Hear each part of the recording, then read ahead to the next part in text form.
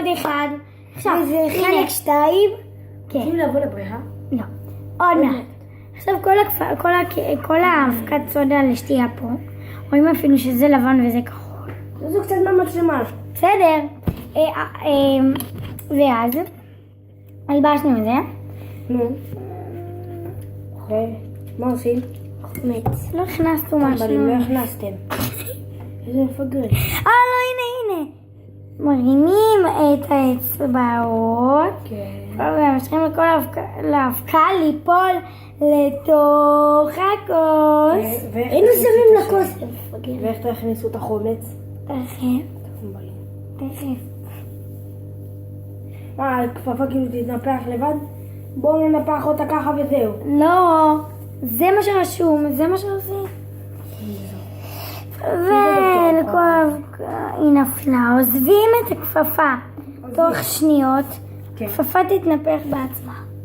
כן. לא שמת את החומץ! מטומטמת!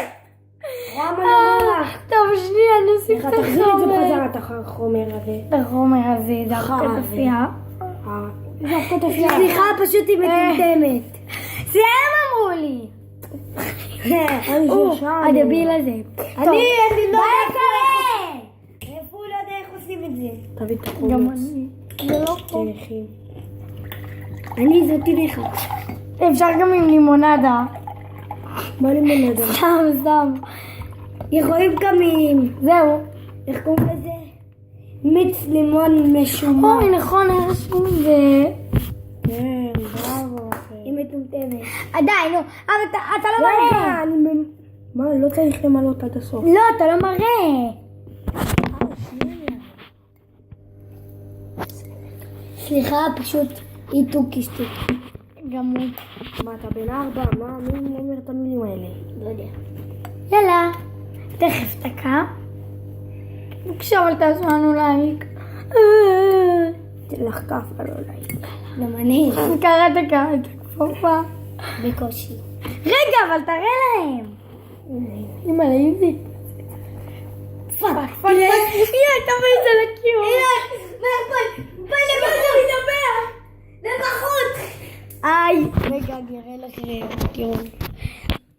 הנה זה מדבר. וואי, סמך. אמרתי לכם.